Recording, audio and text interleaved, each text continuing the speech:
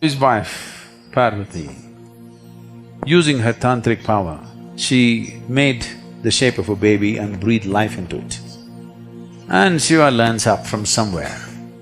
With a flick of his sword, he took off the boy's head. He has to bring this boy back to life. So he looked around, boneless limbs they had, and they spoke in a language which nobody could decipher. Because he got a head which was not human, he was supremely brilliant. So Manasarovar is significant because it is culturally significant because whenever Shiva is a bit of a vagabond householder, he goes away. So his wife, Parvati, instead of staying in Kailash, she comes down here because that's all iced up. She comes down here, at least there's cold water. So she lives here largely. So more time was spent here than there, so many things happened here. One of the things that happened was Ganapati was born here. So he's not elephant-headed, he's Ganapati. Gana means the Ganas who were Shiva's companions. Generally, they are described as distorted and demented human beings, or beings, not human beings. They did not have human form, they had strange forms. And they had limbs which did not have bones, boneless limbs they had. And they spoke in a language which nobody could decipher. They spoke like cacophony. And they seemed to be always inebriated, or at least they behaved like that.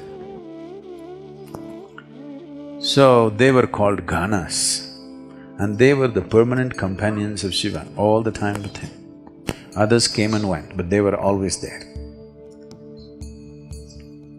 So, when one of these outings that Shiva went, he went away 12 years. There are many cultural and scientific reasons we gave for as to why he went away for 12 years, because largely whenever he went away for 12 years. So once he went away, and after 11, 12 years, he came back. Parvati sitting here on the banks of this lake.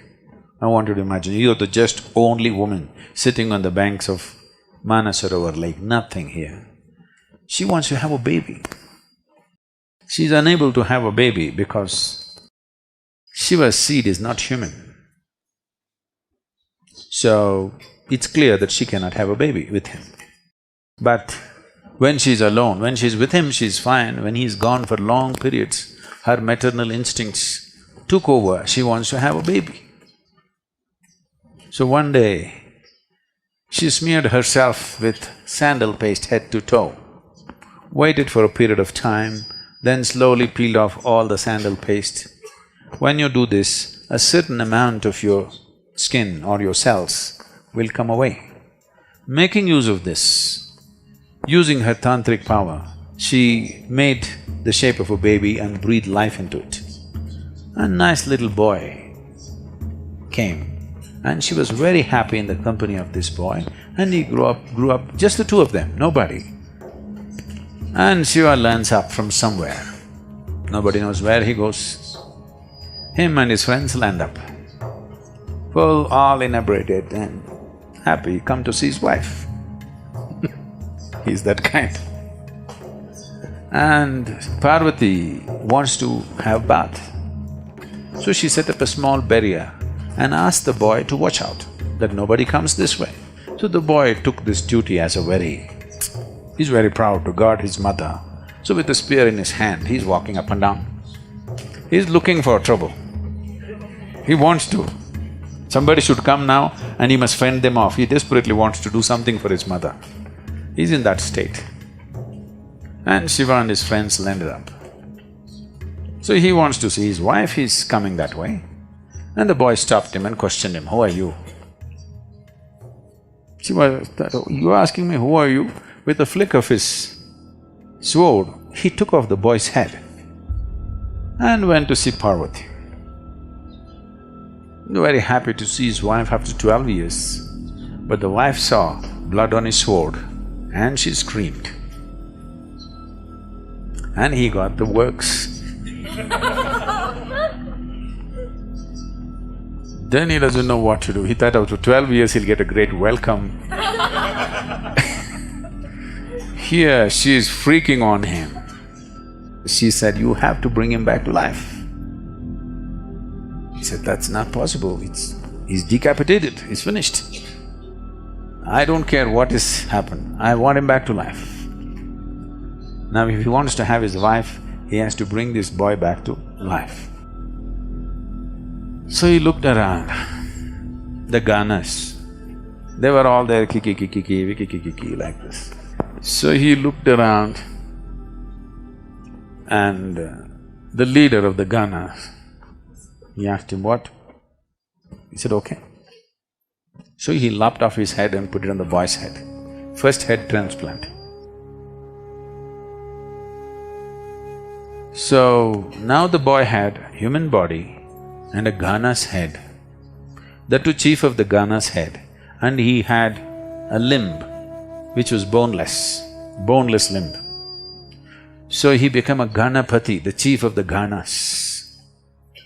Somewhere down the line, artists from Sivakasi in Tamil Nadu, because they had never seen a Gana but the place was full of elephants, a boneless limb means they could not imagine beyond an elephant. So they slowly made that into an elephant. Whatever they do even today, everybody calls it only Ganapati. Nobody calls him Gajapati, okay? Some people have started writing songs these days calling him Gajapati, but it doesn't stick. Ganesh, Ganapati is what sticks because he is Ganesh, he is Ganapati. He is the king or the leader or the chief of Ganas. Because he got a head which was not human, he was supremely brilliant. Because of this extreme sense of intelligence, he did not allow anything to be an obstacle in his life. Every obstacle in life can be cleared if you have the needed intelligence, isn't it? So this is what he proved. So we called him Vigneshwara, he removed all the vignas because his intelligence is of that level. If you do not know about writing his scriptures, he told Vyasa, your dictation should be non-stop. If you stop, I'm going to drop the pen and go away because I'll get bored with you. This is the level of intelligence. Ganesh Chaturthi means not to boost your belly, but to boost your brain, because he's known for his brain, not for his belly.